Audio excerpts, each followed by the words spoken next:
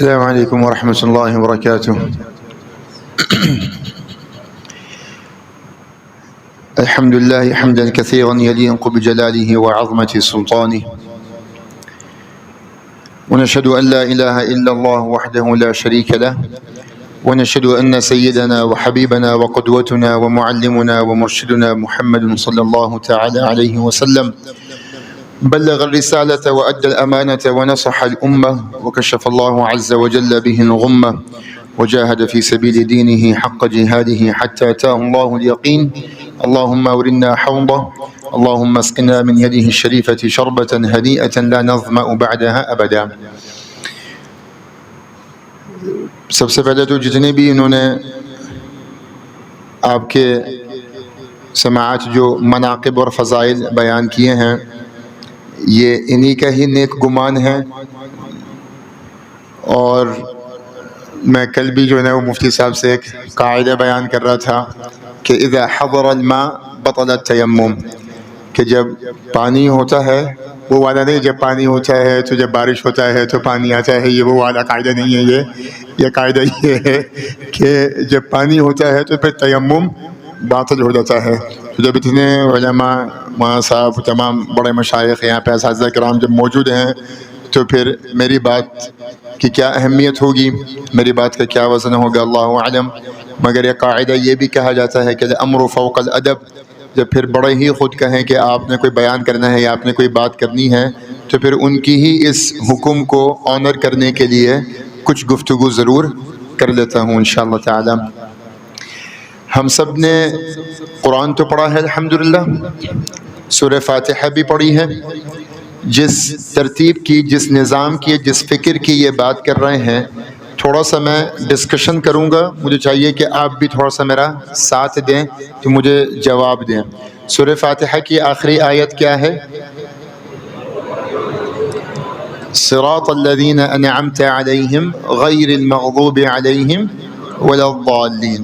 ٹھیک ہے، اب غیر المغضوب علیہم اور ولا الضالین کا ترجمہ، تفسیر اور اس کا مصداق کون ہے؟ کوئی بتا دیں. غیر المغضوب علیہم ولا الضالین، یہ دونوں کون ہیں؟ بہت آسان ہے یہ تو بتا سکتے ہیں، بتائیے. کوئی بھی بتا دے، کوئی بھی ہاتھ اٹھا کے کھڑا کر دے کہ میں، اور آپ کا جواب صحیح ہے، آپ اپنے جواب پہ بالکل کانفیڈنٹ رہے ہیں، ثقہ بالنفس لے کے آئیے. جی، غیر المغضوب علیہم ولا الضالین سے مراد شاید منافقین بھی ہے، اور بتائیے.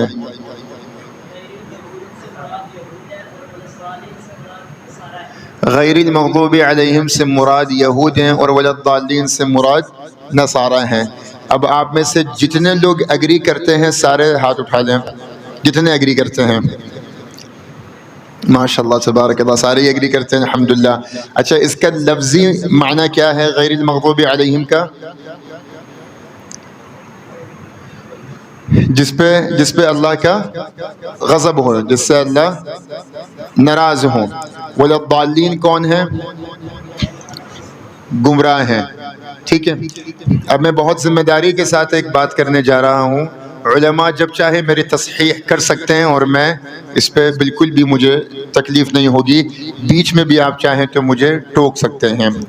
آپ سب نے کہا کہ غیر المغضوب علیہم سے مراد کون ہے؟ یہود ہیں، اور ضالین سے مراد نصارہ ہیں. یہ آپ نے ایک جو ہے وہ اس کا ایک ترجمہ، ایک تفسیر، ایک مصداق آپ نے بنا لیا. میں اپنی کم عقلی سے یہ کہتا ہوں کہ غیر المغضوب علیہم ولا الضالین میں آج کے زمانے کے مسلمان بھی شامل ہیں. وہ یہودی نہیں ہیں، وہ نصرانی نہیں ہیں، مگر وہ آج کے زمانے کے مسلمان بھی ہیں. وہ ہم میں سے بھی کوئی ہو سکتا ہے.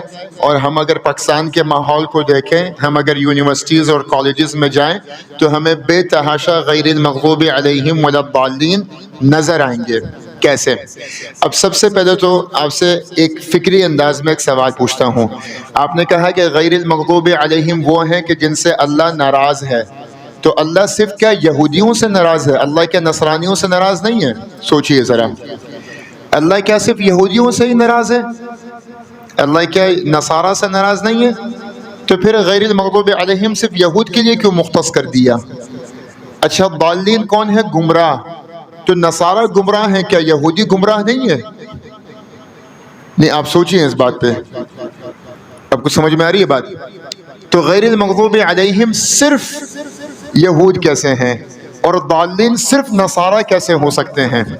یہ تو سمجھانے کے لیے کہا جاتا ہے کہ اس سے مراد یہود اور نصارہ ہیں. مگر اب آپ مجھے یہ سوال کا جواب دیں کہ کیوں کہا گیا ہے کہ یہود جو ہے ان پہ اللہ کا غضب ہے، ان سے اللہ ناراض ہے، اور نصارہ گمراہ ہیں؟ کیوں؟ ایک کو غیر المغضوب اور دوسرے کو نصرانی یا دوسرے کو ضالین میں شمار کیوں کیا گیا؟ اب میں ایک چھوٹی سی مثال آپ کو سمجھاتا ہوں، اس مثال سے پھر میں اپنی بات آگے لے کے جاؤں گا. ادارے کے کچھ قوانین ہیں، کچھ ضابطے ہیں. آپ سب ادارے کے تمام قوانین اور ضابطوں سے آپ بخوبی واقف ہیں. ادارے کا ایک قانون یہ ہے کہ یہاں پہ اگر بچے آپس میں بات بھی کریں گے تو وہ عربی زبان میں بات کریں گے. ایسا ہی ہے؟ اچھا جی، یہ قاعدہ ہے. اب اگر دو بچے ان کی شکایت حاصل ہو یا پتہ یہ چلے کہ دو بچوں نے غیر عربی میں بات کی ہے، پشتو میں انہوں نے بات شروع کر دی، انہوں نے یا سرائیکے میں بات شروع کر دی یا پنجابی میں بات شروع کر دی، اور ادارے کے کسی منتظمین میں سے کسی ایک شخص کے کان میں آواز پہنچ گئی اور آپ اپنی خوبصورت جو ہے نا وہ اپنی زبان میں آپ مزے لے رہے ہیں، باتیں کر رہے ہیں، اپنے تمام احساسات کی عکاسی کر رہے ہیں، تو آپ نے ایک خلاف ورزی کر دی. ٹھیک ہے، اب آپ مجھے بتائیں کہ ایک قانون تھا، ایک نظام تھا، اس نظام کے خلاف آپ نے جو وائلیشن کی، اس وائلیشن کو اس تناظر میں دیکھیں کہ اگر اللہ کا کوئی نظام ہے، اللہ کا نظام آپ کو پتہ ہو، اور نظام پتہ ہونے کے باوجود اگر آپ نظام کی خلاف ورزی کریں تو کیا یہ غیر المغضوب علیہم ہے یا ضالین ہے؟ یہ کون ہے؟ نہیں، یہ غیر المغضوب علیہم ہے. ضالین کون ہے؟ اب ضالین کی میں آپ کو دوسری مثال دیتا ہوں. ضالین کون ہے کہ ابھی ایک نیا بچہ، اس کا آج پہلا دن ہے، اس کو ادارے کا نظام نہیں پتا، ادارے کا نظام اس کو نہیں پتا، اور اس نے جو ہے نا وہ غیر عربی میں بات کر لی، اور محتمم صاحب کو پتہ چل گیا کہ بھائی یہ غیر عربی میں بات کر رہا تھا. اب یہ جو بچہ ہے کیا یہ غیر المغضوب علیہم ہے یا ضالین ہے؟ یہ کیوں ضالین ہے؟ کیونکہ اس کو پتہ نہیں تھا. اب میں نے کیوں کہا کہ آج کے مسلمان بھی غیر المغضوب علیہم ولا الضالین بھی ہو سکتے ہیں؟ ایک مسلمان چاہے مدرسے کا ہو، چاہے کالج کا ہو، چاہے یونیورسٹی کا ہو، اس کو دین پتہ ہے، اور دین پتہ ہونے کے باوجود بھی اگر وہ دین کو رد کر دے، دین کا انکار کر دے یا اس پہ استکبار کر دے، تو وہ کس زمرے میں شامل ہوگا؟ غیر المغضوب علیہم پر. اور جس شخص تک دین ہی نہیں پہنچا، جو آپ کی طرح اتنا خوش نصیب نہیں تھا کہ مسجد اور مدرسے کے ماحول میں آ کے دین سیکھ سکتا، اس کے نسل در نسل صرف کالج اور یونیورسٹی تک محدود تھی، اور ہم لوگ کی اتنی اچھی رسائی بھی نہیں تھی کہ ہم جا کے اس کی جگہ پہ جا کے اس کو دعوت دے سکتے. تو وہ جو دین پہ نہیں چل رہا، اس کو جو اسلام سمجھ میں نہیں آ رہا، اور وہ بھلے ملحد بھی ہو رہا ہے یا باطل عقائد بھی اس کے پیدا ہو رہے ہیں، یہ غیر المغضوب علیہم ہے یا ضالین ہے؟ یہ ضالین کیوں ہیں؟ کیونکہ اس تک صحیح بات پہنچی نہیں. یہودیوں کی مثال غیر المغضوب علیہم سے اس وجہ سے دی کیونکہ ان تک پورا دین پہنچا، ان تک دین پہنچا، اور دین پہنچنے کے بعد موسیٰ علیہ السلام نے ان تک تمام اللہ کے پیغامات پہنچائے، اور وہ ان کو ریسیو ہونے کے باوجود بھی انہوں نے اس پہ انکار اور اس کا استکبار کیا. سورہ بقرہ کی آیت ہے نا، سب سے پہلے متشابہات، جب آپ پہلے پارے میں جب آپ کنفیوز ہوتے ہیں کہ اذبحوا، انہوں نے کہا کہ اس کا کلر کیا ہے، اس کی شکل کیا ہے، وہ سوالات کرتے رہے، آرگومنٹ کرتے رہے، اور کبھی کبھار تو ایسا ہوا کہ ان کو حقیقت پتہ بھی تھی کہ وہ کیا کہا، اذهب انت وربك فقاتلا انا هاهنا قاعدون، ان کو تو جہاد کی اور قتال فی سبیل اللہ کی اہمیت اور اس کی ضرورت کا پتہ بھی چل گیا، اور پتہ ہونے کے باوجود، حقیقت پتہ ہونے کے باوجود بھی انہوں نے اس پہ عمل نہیں کیا، تو وہ مستکبرین میں بھی سے تھے، مستنکرین میں سے بھی تھے، اور مستہزئین میں سے بھی تھے۔ تو غیر المغضوب علیہم وہ ہیں جن میں یہ تین صفات ہوں گی۔ کیا ہوں گے؟ مستکبرین بھی ہوں گے، مستہزئین بھی ہوں گے، اور مستنکرین بھی ہوں گے۔ اب یہ تین کون ہیں اس کو ذرا غور سے سمجھ لیں، اور ہم نے یہ کوشش کرنی ہے انشاءاللہ تعالی کہ ہم جس درس نظامی میں ہیں، ہم جو کتابیں پڑھ رہے ہیں، ہم جو قرآن حفظ کر رہے ہیں، ہمارے اندر یہ غیر المغضوب علیہم والی صفت کبھی نہ آئے، اور ہم اپنے معاشرے میں ان تین چیزوں کے رد کے اوپر بھرپور کوشش کریں۔ ہوتا کیا ہے کہ آج اگر کسی تک قرآن پہنچ چکا، آج اگر کسی تک دین کی تعلیمات پہنچ چکی ہیں، تو آج سب سے بڑا فتنہ کیا ہے کہ لوگ دین پہ اعتراضات کرتے ہیں، قرآن پہ اعتراضات کرتے ہیں، اور یہ کہتے ہیں کہ اس آیت کو میں نہیں مانتا، یا اس قاعدے کو میں نہیں مانتا، یا اس سنت کو میں نہیں مانتا۔ اگر کوئی انسان عمل نہیں کرتا تو آپ نے شرع قاعدے میں پڑھا ہوگا، بھلے صغائر ہوں بھلے کبائر ہوں، ہمارے عقیدہ اہل سنت والجماعہ کا یہ ہے کہ صغائر کبائر میں بھی اگر کوئی انسان معاذ اللہ اگر مبتلا ہو، مگر وہ کافر نہیں ہوتا، کافر نہیں ہوتا۔ اب اگر کوئی کافر نہیں ہے تو جنت تو جائے گا ہی جائے گا، صحیح ہے؟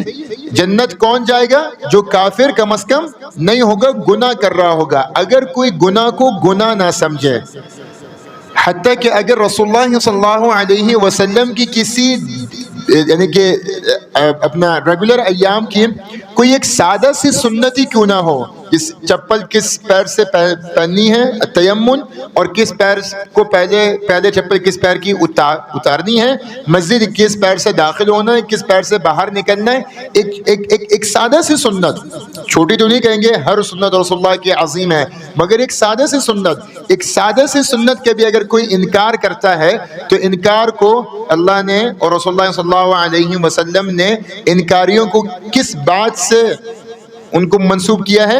فَمَنْ رَغِبَ عَنْ سُنَّتِي فَلَيْسَ مِنِّي، کوئی اگر سنت کا انکار کر دے، اور انکار ہی کفر ہے، اگر کسی بھی سنت کو، کسی بھی شریعت کے کسی بھی قاعدے کا اگر کوئی انکار کر دے تو یہ انکار کیا ہے؟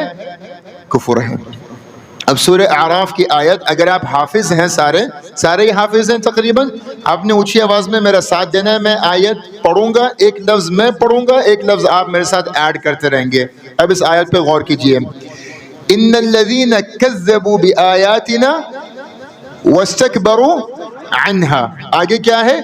لا تفتح لهم ابواب السماء ولا يدخلون حتى يلج في سم وكذلك نجزي المجرمين لهم من جهنم مهاد ومن فوقهم وكذلك نجزي۔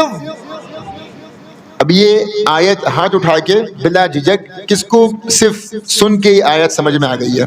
سب کو آ گئی ہے؟ میں تھوڑی سی واضح کر دیتا ہوں اس کو۔ اللہ قرآن میں کیا کہہ رہے ہیں کہ ان الذین کذبوا بآیاتنا واستکبروا عنها، جنت میں ہر شخص جو کہ زندگی میں ایک بار بھی اس نے لا الہ الا اللہ محمد رسول اللہ بولا ہو، وہ جنت میں جائے گا۔ یہ ایک واحد آیت ہے قرآن میں جو کہ ایک امپاسبل کنڈیشن بیان کر رہی ہے کہ سوال ہی پیدا نہیں ہو سکتا کہ وہ شخص جو کہ انکار کرے اور جو شخص استکبار کرے، یعنی کہ اپنے گناہوں پہ ہڈھرم ہو، یعنی کہ شریعت کے قانون اور ضوابط کو رد نہ کرے بلکہ تکبرانہ انداز میں اس کا انکار کر دے، تو اللہ قرآن میں یہ کہتا ہے کہ لا تفتح لهم ابواب السماء، آسمان کے جنت کے دروازے اس کے لیے نہیں کھلتے، وَلَا يَدْخُلُونَ الْجَنَّةَ، اور وہ جنت میں کبھی جا ہی نہیں سکتا۔ اور آپ نے کبھی سوئی کی آنکھ دیکھی ہے؟ اگر کبھی آپ نے اپنی بہن، بیٹی، ماں، بھابھی، چچی، تائی، نانی، دادی کو آپ نے کبھی سلائی کرتے ہوئے دیکھا ہے تو سوئی کے دھاگے سے جو ہے سوئی کے دھاگے کو سوئی کی آنکھ سے گزارنا کتنا مشکل ہوتا ہے۔ بار بار وہ اس کو جو ہے نا وہ اپنے منہ سے جو ہے نا وہ تھوک لگا کے اس کو نرم کرتے ہیں، سیدھا کرتے ہیں، اور پھر مشکل سے اس کو گزارنے کی کوشش کرتے ہیں۔ کیا کوئی بہت موٹی گٹھان اس سوئی کی آنکھ سے گزر سکتی ہے؟ لفظی ترجمہ امام ابن کثیر اور تفسیر طبری کا اگر دیکھیں تو کیا اونٹنی سوئی کی آنکھ سے گزر سکتی ہے؟ تو اللہ کہہ رہے ہیں کہ جو شریعت کے کسی بھی اصول کو یا جو اللہ کی آیات، اللہ کے احکامات یا اللہ کے وجود کا جو انکار کرے گا، استکبار کرے گا، وہ جنت میں جب تک نہیں جائے گا جب تک کہ اونٹنی سوئی کی آنکھ سے گزر نہ جائے۔ مقصد کیا ہے کہ ایسا ہو ہی نہیں سکتا۔ اور پھر اللہ کے نزدیک یہ جو مجرم ہیں وہ مجرم گناہ کرنے پہ نہیں ہیں، وہ مجرم انکار کی وجہ سے ہے۔ پہلے کہتے ہیں لہم من جہنم میہاد ومن فوقہم غواش، یعنی کہ ان کا اوڑھنا بچھوڑنا دونوں جہنم سے بنائے جائیں گے معاذ اللہ، اور اللہ ایسے ہی سزا دیتا ہے مجرموں کو بھی اور ظالموں کو بھی۔ آج ہم اپنے اگر معاشرے میں دیکھیں تو ہم اس بات کی کوشش ضرور کر رہے ہیں کہ لوگ گناہوں سے بچ جائیں۔ سب سے پہلی کوشش یہ کرنی ہے کہ سچ کو سچ، حق کو حق اور باطل کو باطل سمجھا جائے، اور اس کی دعا خود بھی کریں، اس کی دعا خود بھی کریں۔ رسول اللہ صلی اللہ علیہ وسلم کی معمول کی دعا تھی اللہم انی اسألک الہدی والتقی والعفاف والغنی۔ اور ایک اور دعا آپ خود بھی اپنے دل میں اپنے جو ڈیلی آپ کی دعائیں ہیں اس میں ایک یہ دعا بھی آپ ایڈ کر دیں، اللہم ارنا الحق حقا وارزقنا اتباعہ وارنا الباطل باطلا وارزقنا اجتنابہ، کہ اللہ ہمیں حق دکھا دے اور اس پہ عمل کرنے کی توفیق بھی عطا فرما، اور ہمیں باطل بھی سمجھا دے اور باطل سے ہمیں بچنے کی توفیق بھی نصیب فرما دے۔ آج ہم جب یونیورسٹیز اور کالجز میں جاتے ہیں تو سب سے پہلا جو ایشو ہمیں نظر یہ آتا ہے کہ وہ قرآن کی آیات پہ اور رسول اللہ صلی اللہ علیہ وسلم کی زندگی پہ اور رسول اللہ صلی اللہ علیہ وسلم کی سنتوں پہ اعتراض کر رہے ہوتے ہیں۔ اور لوگ کہتے ہیں کہ یہ تو 1400 سال پہلے 1500 سال پہلے کی باتیں ہیں۔ آج جتنی بھی نئے فرقے جو پیدا ہو رہے ہیں، یہ فرقے کیا کر رہے ہیں؟ یہ کہتے ہیں کہ یہ جو جتنے بھی احکامات آئے ہیں یہ 1500 سال پہلے والے احکامات ہیں، آج ان احکامات کی اس زمانے میں ضرورت نہیں ہے، تو ان احکامات سے وہ آزادی چاہتے ہیں۔ تو سب سے پہلے جب آپ دعوت دینے کی کوشش کریں کسی یونیورسٹی یا کالج یا خود بھی جب آپ کام کریں تو کم از کم اتنی بات لوگوں کے دلوں میں ضرور پہنچا دیں، اتنی بات پہ قائل لوگوں کو کرنے کی کوشش کریں کہ اگر تم گناہ کو نہیں چھوڑ سکتے، نیکیوں کے کام نہیں کر سکتے، کم از کم قرآن کا جو پہلا سبق ہے، قرآن کا پہلا سبق جو سورہ بقرہ سے ہمیں ملتا ہے، قرآن نے پہلی تلقین ہمیں کیا کی ہے کہ ذالک الکتاب لا ریب فیہ، تو پہلی کوشش یہ کریں کہ لوگوں کے دلوں سے، اپنے دل سے بھی اور لوگوں کے دلوں سے یہ ریب، یہ شک کہ وہ قرآن پہ یا سنت پہ یا دین پہ اعتراض کر رہے ہیں، اس اعتراض کو ختم کرنے کی کوشش کریں۔ اگر یہ اعتراض ختم نہیں ہوا اور باقی اگر کچھ دو اچھے نیک کام ہیں بھی مگر اگر یہ اعتراض باقی ہے تو پھر آپ انکاری ہیں، آپ استکباری ہیں، اور معاذ اللہ انکاری اور استکباری قرآن اور حدیث کی روشنی میں کافری ہے، کیونکہ جو شریعت کا انکار کر دے یا کسی بھی حکم کا انکار کر دے وہ گویا مسلمان ہو ہی نہیں سکتا، اور جنت میں تو وہ پھر جا ہی نہیں سکتا۔ ایک چیز ہمیں یہ، دوسری انکار اور استکبار کے بعد معاملہ بڑھ گیا ہے اب جہاں پہ استہزاء بھی شروع ہو گیا ہے۔ استہزاء کسی کہتے ہیں؟ مذاق اڑانا۔ وہ اب میں ایک مرتبہ جو ہے وہ کسی ولیمے میں مجھے دعوت دی، میں کھانا کھا رہا تھا شیخ، تو ہاتھ سے کھانا کھانا شروع ہو گیا، تو ایک جو ہے نا وہ لوگ مجھے انکشن نگاہوں سے دیکھنا شروع ہو گئے۔ کھانے کے بعد میں نے جو ہے نا وہ پلیٹ بھی چاٹی میں نے اور انگلیاں بھی میں اپنی چاٹنا شروع ہو گیا، تو بندہ بول رہا ہے بھائی شیخ صاحب کھانا اور بھی رکھا ہوا ہے، اتنے ترسے بھی کیوں ہو کھانے کے؟ تو میں نے کہا بھائی میں تو جو ہے نا وہ صرف سنت زندہ کر رہا تھا میں، اور تو کوئی بات نہیں ہے. تو کچھ لوگوں نے اپنا ایک عام معمول بنا لیا ہے کہ اگر کسی کو داڑھی پگڑی یا ٹخنے سے اوپر اگر اس کی شلوار یا ڈھیلے ڈھیلے کپڑے اس نے پہنے ہوئے ہیں، ٹھیک ہے، یا اس نے سرما اگر اس نے لگایا ہوا ہے، یا کوئی بھی اس نے جو ہے کوئی بھی روزمرہ کی سنتوں پہ اگر وہ عمل کر رہا ہے، تو آج ہمارا معاشرہ اس کو کمتر سمجھتا ہے. آج ہمارا معاشرہ اس کو کمتر سمجھتا ہے. کمتر کیوں سمجھتا ہے؟ اب اس کی ذات کی وجہ سے نہیں، کمتر اس وجہ سے سمجھتا ہے کہ اس نے نبی کریم صلی اللہ علیہ وسلم کا حقیقی سفیر بن کے ان کی سنت زندہ کرنے کی کوشش کی ہے. تو وہ کمتر معاذ اللہ آپ کو نہیں سمجھ رہا، وہ کمتر جو ہے نا وہ معاذ اللہ رسول اللہ صلی اللہ علیہ وسلم کی زندگی اور ان کو سمجھ رہا ہے، اور اس کا استہزاء بھی کر رہا ہے. اگر کوئی شخص سنتوں کا، دین کا، یا دین پہ چلنے والوں کا، یا علماء کرام کا اگر مذاق اڑاتا ہے، تو آپ میرے ساتھ دیں گے. میں قرآن کی آیت بتا رہا ہوں اور کوئی مجھے ترجمہ کر کے بھی بتا دے، اور اگر مجھے پانی مل جائے تو میں ایک وقفہ بھی لے لوں انشاءاللہ. اللہ کہتا ہے قل اب اللہ، میرا ساتھ دیں، قل اب اللہ وآیاتہ ورسولہ کنتم، آواز ہی نہیں آ رہی مجھے، سب بھوکے ہیں، نہیں آ رہی ابھی بھی آواز، میں پھر سے بولتا ہوں، قل اب اللہ وآیاتہ ورسولہ کنتم لا تعتذروا. اب کوئی ایکسکیوز مت دینا، اب کوئی عذر پیش مت کرنا. بتا دو کہ قل اب اللہ، کیا تم اللہ پہ، ان کی آیات، ان کے احکامات پہ، ورسولہ، اور ان کے پیغمبروں پہ، کیا تم اس کا مذاق اڑاتے ہو؟ لا تعتذروا، اب کوئی ایکسکیوز مت دینا، اب کوئی عذر پیش نہ کرنا. لا تعتذروا قد کفرتم بعد ایمانکم. اور یہ آیت صریحاً کیا کہہ رہی ہے کہ بھلے تم مومن تھے مگر تم نے اس استہزاء کی وجہ سے، قد، قرآن کا فتویٰ یہ ہے، مفتی قرآن یہ کہہ رہا ہے کہ کفرتم بعد ایمانکم. تو آپ نے یہ اس بات کی بھی کوشش کرنی ہے کہ آپ خود بھی اور آپ کے ارد گرد آپ کے مضافات میں بھی اس چیز کی فکر ضرور لے کے آئیں کہ لوگ قرآن یا احکامات کا استہزاء نہ کریں. اور آپ نے بھی مقابلے میں کسی کا استہزاء نہیں کرنا. یہ استہزاء سب سے پہلے شروع پتہ ہے کیوں ہوتا ہے؟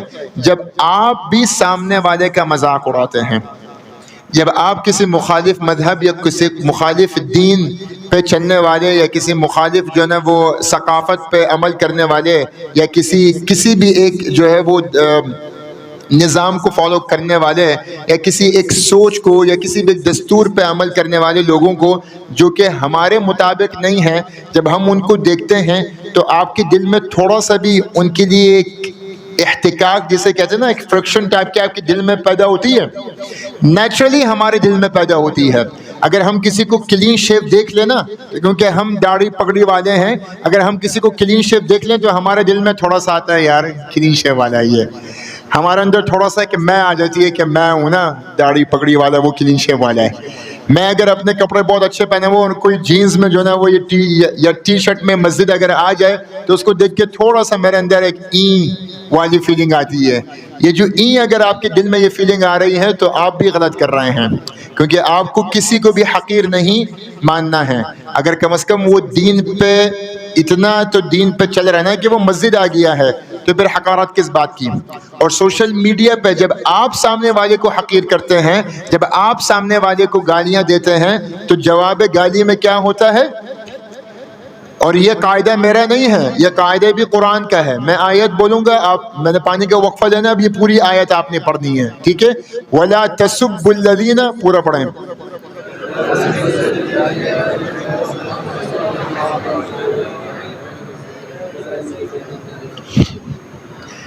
وَلَا تَسُبُّ الَّذِينَ يَدْعُونَ مِن دُونِ اللَّهِ فَيَسُبُّ اللَّهَ عَدْوًا بِغَيْرِ عِلْمٍ.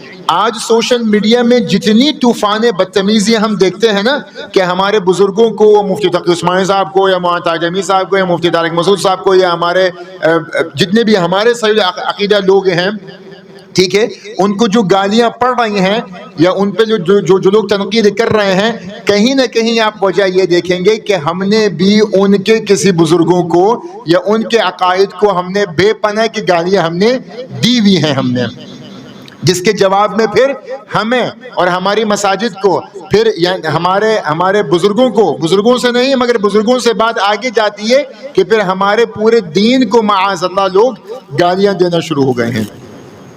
اور اس کی بنیادی وجہ کیا ہے؟ کیونکہ یہ فرکشن پہلے میں نے پیدا کی ہے۔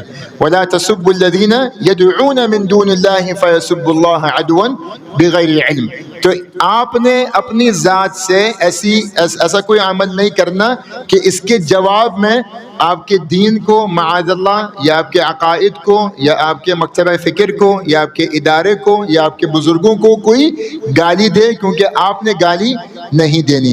رسول اللہ صلی اللہ علیہ وسلم نے ممبر استعمال کرتے ہوئے کبھی کسی کو حقیر نہیں کیا، ٹھیک ہے۔ صلح حدیبیہ میں تو نبی کریم صلی اللہ علیہ وسلم کا جو نام بھی تھا نا کہ من محمد رسول اللہ، تو انہوں نے رسول اللہ کو نے کہا کہ یہ نام مٹا دو، صرف من محمد لکھو، رسول اللہ نہیں لکھو۔ صحابہ کرام تو کتنے ناراض ہوئے، مگر اسلام کی اس میں ہار نہیں تھی۔ کیوں؟ نے کہا کہ کفار قریش ہم تو مانتے نہیں ہیں کہ تم رسول اللہ ہو، تو اس صلح حدیبیہ کا جو خط ہے اس سے رسول اللہ کا لفظ بھی مٹا دو۔ وہ لوگ تو وہ نام بھی مٹا رہے تھے۔ جواب میں رسول اللہ صلی اللہ علیہ وسلم کے اگر خطوط دیکھیں، بخاری شریف اور مسلم شریف کے اگر خطوط دیکھیں، اب آپ مجھے تھوڑا سا ہیلپ کریں یہاں پہ، کہ جب رسول اللہ صلی اللہ علیہ وسلم نے ہرقل کے بادشاہ کو، ہرقل کا بادشاہ مسلمان تھا کیا؟ نہیں تھا۔ جب ہرقل کے بادشاہ کو انہوں نے خط لکھا تھا تو لفظ کیا استعمال کیا تھا؟ الہ عظیم ہرقل، لکھا نہیں لکھا؟ بخاری شریف کی حدیث ہے کہ نہیں ہے؟ کیوں اس کو کہا کہ الہ عظیم ہرقل؟ کیونکہ عرفاً اس کا مقام تھا ایسا۔ اگر عرفاً کوئی مخالف شخص اگر علامہ ہے یا کسی دوسرے فرقے کا مفتی ہے یا کسی دوسرے فرقے کا وہ مولانا ہے یا کسی دوسرے فرقے کا عالم ہے یا کسی دوسرے فرقے کا وہ امام ہے یا پریچر ہے، اگر عرفاً اس کا مقام یہ ہے تو وَلَا تَنَابَزُوا بِالْأَلْقَابِ، تو پھر آپ اس کا نام نہ بگاڑیں، پھر آپ اس کو گالی نہ دیں۔ عرفاً اگر اس کا کوئی لقب ہے، اگر اس کا کوئی نام ہے، تو انٹرفیس یا انٹر ریلیشن شپ مینٹین کرنے کے لیے آپ کو اس کا جو عرفاً جو اس کا ایک نام سیٹ ہے، آپ کو اس کو اسی نام سے پکارنا ہوگا، عزت آپ نے دینی ہوگی، اور ان ریٹرن اللہ رب العزت عزت آپ کو ضرور دیں گے۔ آخری بات ہم بات کر رہے تھے استہزاء کے اوپر، اور اگر کوئی استہزاء آپ کے ارد گرد کر رہا ہو، اگر کوئی استہزاء آپ کے ارد گرد کر رہا ہو تو آپ کا دفاعی رد عمل کیا ہونا چاہیے؟ دفاعی رد عمل میں قتال نہیں ہے، دفاعی رد عمل میں سوشل میڈیا یا فیس بک میں یا ٹویٹر میں جا کے کامنٹ باکس میں جا کے جو ہے نا وہ پوری بحثیں کرنے کی ضرورت نہیں ہے۔ دفاعی رد عمل جو قرآن نے کہا ہے پہلے اس کو سیکھ لیں، باقی جو جلد چاہے آپ کا وہ کرتے رہیں۔ اب قرآن کی میں آیت شروع کر رہا ہوں کمپلیٹ، کیونکہ آپ سارے حافظ ہیں، آپ نے کرنا ہے۔ وَإِذَا رَأَيْتَ الَّذِينَ يَخُوضُونَ فِي آيَاتِنَا فَأَعْرِضْ عَنْهُمْ حَتَّى يَخُوضُوا فِي حَدِيثٍ غَيْرِهِ، یہ متشابہات دو ہیں، سورہ انعام میں، سورہ نساء میں۔ حَتَّى يَخُوضُوا فِي حَدِيثٍ غَيْرِهِ آگے ہے وَإِمَّا يُنْسِيَنَّكَ الشَّيْطَانُ فَلَا تَقْعُدْ بَعْدَ الذِّكْرَى مع القوم الظالمین۔ دوسری حتی یخوضوا فی حدیث غیر، سورہ نساء کیا کہتے ہیں؟ انکم اذا مثلهم ان اللہ جامع المنافقین والکافرین فی جہنم جمیعا۔ تو اگر آپ کہیں پہ استہزاء ہوتا ہے، کہیں پہ دین کا کوئی اگر مسخرہ کرتا ہے، تو سب سے بنیادی طور پہ جو اس کا رد ہے وہ یہ ہے کہ آپ کو اس ماحول میں نہیں بیٹھنا، آپ کو اس ماحول سے نکلنا ہے، اور اس ماحول سے نکل کے اپنا ایک ماحول آپ نے بنانا ہے، آپ نے اپنا انفلوئنس کریٹ کرنا ہے، آپ نے وہ ویژن کریٹ کرنا ہے کہ جہاں پہ یہ ماحول ہی ایسا نہ ہو۔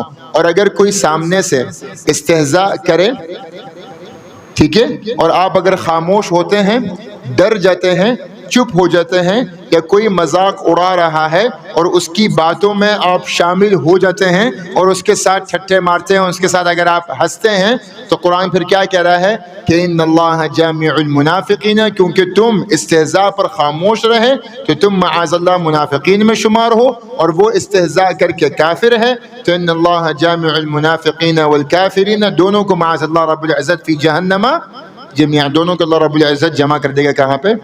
جہنم. تو ہم نے اس کا اس حد تک رد ضرور کرنا ہے، اور اتنی علمی استعداد بھی ہمارے پاس ضرور ہونی چاہیے. اور اس علمی استعداد کے لیے ہمارے پاس کتنا وقت ہے؟ میں کب تک؟ 10 منٹ اور ہیں. ٹھیک ہے جی، 10 منٹ ہی ہیں شیخ انشاءاللہ.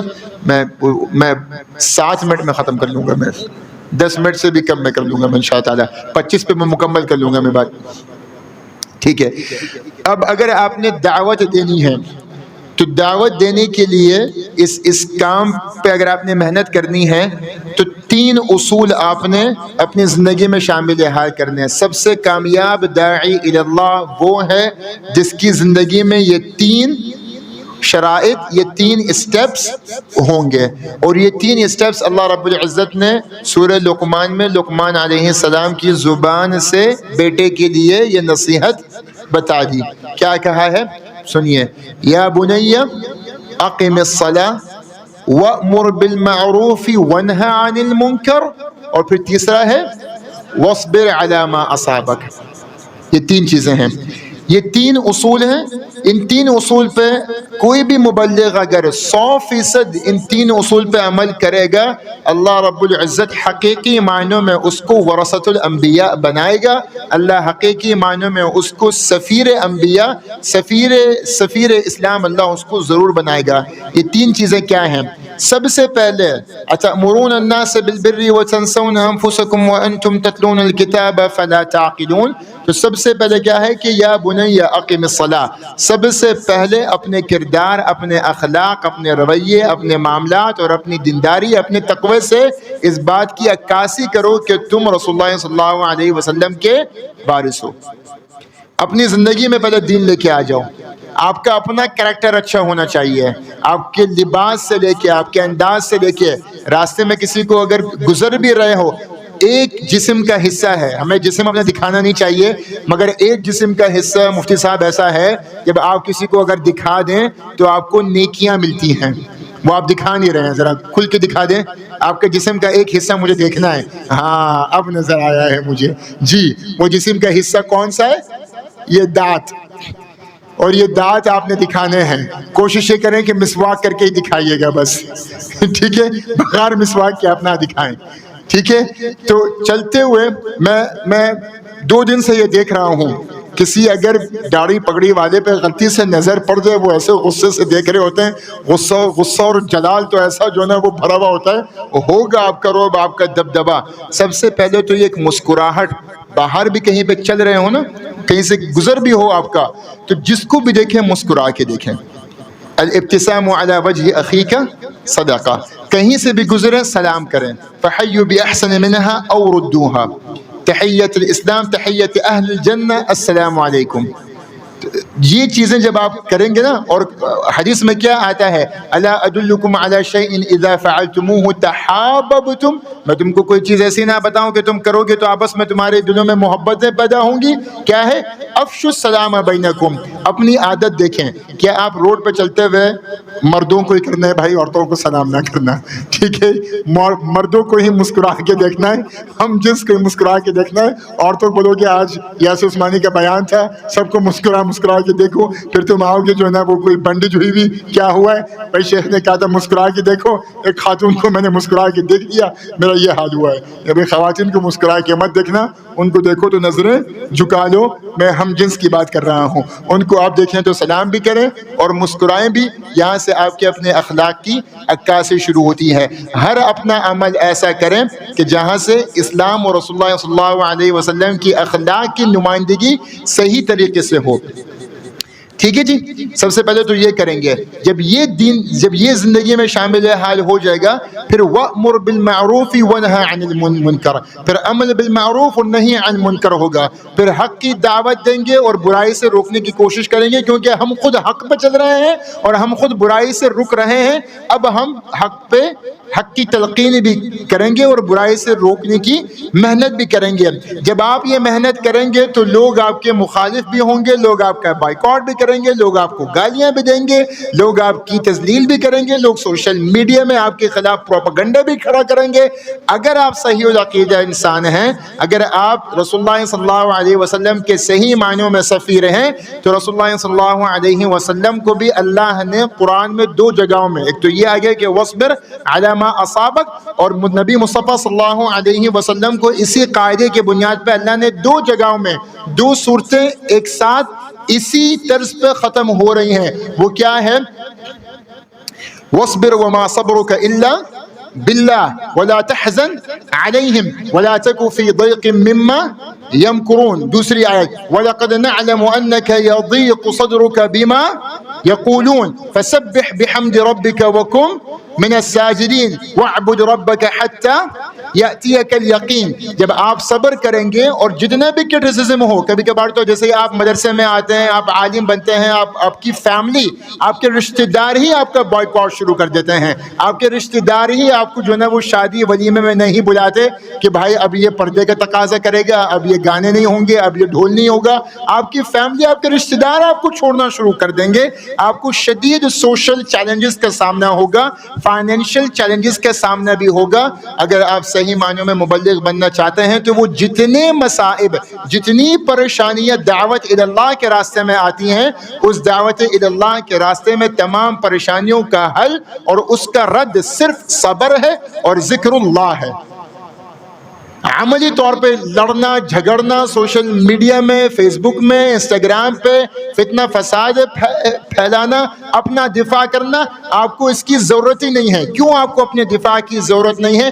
لَهُ مُعَقِّبَاتٌ مِّن بَيْنِ يَدَيْهِ وَمِنْ خَلْفِهِ يَحْفَظُونَهُ مِنْ أَمْرِ اللَّهِ إِنَّ اللَّهَ يُدَافِعُ عَنِ الَّذِينَ آمنوا إن الذين آمنوا وعملوا الصالحات سيجعل لهم الرحمن ودا إن الذين قالوا ربنا الله ثم استقاموا تتنزل عليهم الملائكة ألا تخافوا ولا تحزنوا وأبشروا بالجنة التي كنتم توعدون. جب اتنی ساری قرآن کی آیتیں ہمیں کہہ رہی ہیں کہ جو بھی تمہارے خلاف کھڑا ہو جائے تم پریشان نہ ہو, تم بدگمان نہ ہو, اللہ تمہارے ساتھ ہے. ان اللہ معنا وکان ذلک علی اللہ یسیرا ان اللہ علی کل شیء قدیر. تو پھر مجھے گلہ کس بات کا؟ تو جو مصائب, جو پریشانیاں آئیں, جتنی بھی آئیں, چاہے فیملی سے آئیں, چاہے سوشل ہوں, چاہے فائنینشیل ہوں, چاہے پولیٹیکل ہوں, آپ نے اس میں صرف صبر کرنا ہے. سجدہ کریں, 2 رکعت نماز پڑھیں, پھر تسبیحات کرنا شروع کر دیں, اور جو اسٹرینتھ آپ کی پیدا ہوگی نا, جیسے ہمارے مولانا طارق جمیل صاحب حفظ اللہ تعالی, اللہ نے ان سے اتنا بڑا کام کیوں لیا ہے؟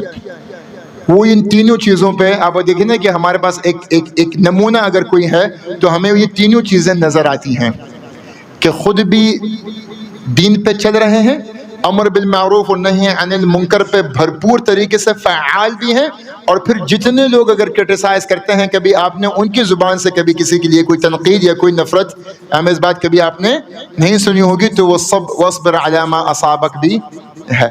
تو یہ 3 چیزیں انشاءاللہ تعالیٰ اللہ تعالیٰ مجھے اور آپ کو, ہم سب کو اس پہ بھرپور عمل کرنے کی توفیق عطا فرمائے. وَالْبَقِيَّةِ تَتِمَّ. السلام علیکم ورحمۃ اللہ وبرکاتہ.